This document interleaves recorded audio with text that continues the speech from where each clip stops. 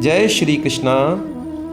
सहृदय आभार और बहुत बहुत स्वागत है आप सभी का आपके अपने इस YouTube चैनल पर। आप इस वीडियो के अंत तक बने रहें।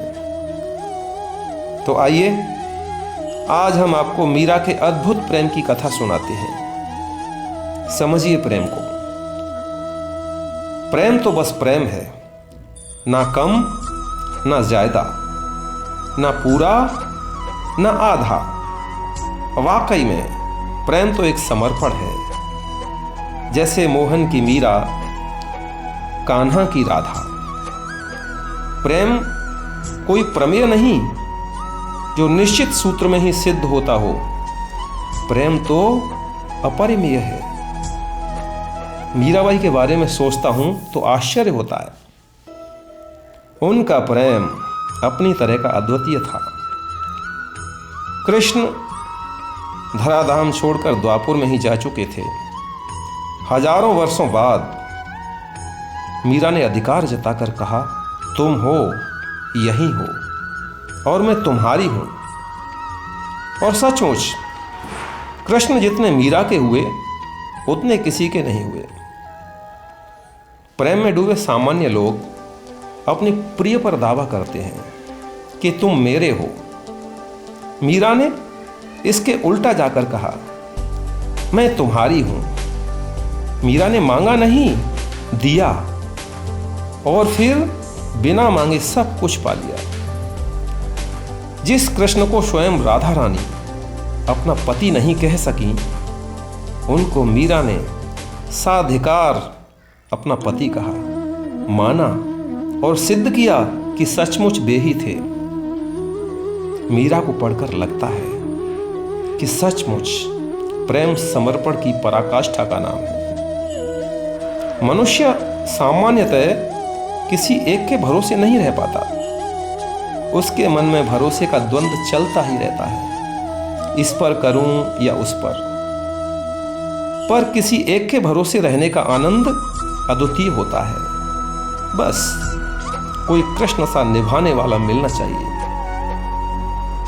और पत्नियों को छोड़ दें तो कृष्ण के जीवन में 2 स्त्रियां आईं जिन्होंने अपना सर्वस्व उनके भरोसे छोड़ दिया। पहली द्रौपदी, चीरहरण के समय सबको भूलकर उन्होंने केवल और केवल कृष्ण पर भरोसा किया। फिर कृष्ण ने जो भयबधी निभाई वह इतिहास है। और दूसरी हुई मीरा, कृष्ण के आगे सबको भूल गई। किसी ने कहा घर छोड़ दो तो छोड़ दिया, किसी ने कहा विष पी लो तो पी लिया। न किसी से भय न किसी से मोह, भरोसा केवल और केवल कृष्ण का। तो फिर कृष्ण कैसे न होते मीरा के? सच पूछिए तो स्वयंवर में कृष्ण को मीरा नहीं जीता था। मीरा के विषपान की बड़ी चर्चा हुई। शायद प्रेम करना विष पीने जैसा ही होता है। कृष्ण जैसा कोई मिल गया तो विष को अमृत बना देता है और प्रेम की प्रतिष्ठा रह जाती है।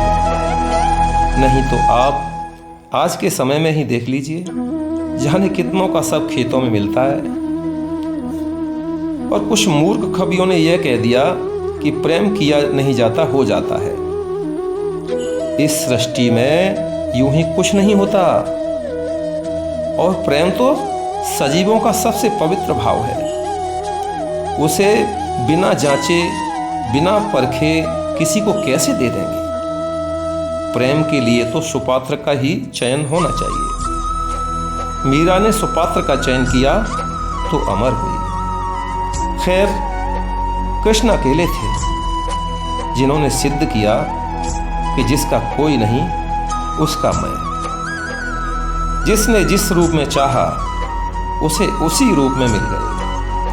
नंद बाबा यशोदा मैया ने पुत्र रूप में चाहा तो न होते हुए भी उनके पुत्र हो गए।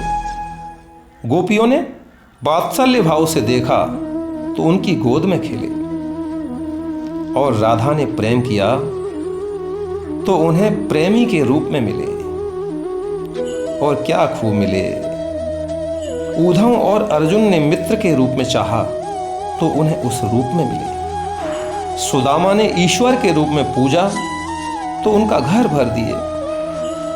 जामवंत को लड़ने की चाह थी तो उनकी वह इच्छा भी पूरी किए। रुक्मिणी सत्यभामा को तो छोड़िए, नरकासुर की वदनी 16,000 राजकुमारियों तक ने पति रूप में चाहा तो उन्हें उस रूप में भी मिले। किसी को निराश नहीं किया। फिर मीरा को कैसे निराश कर दे। मीरा ने कृष्ण से मांगा नहीं कि मेरे हो जाओ, बल्कि मान लिया कि कृष्ण ही मेरे हैं।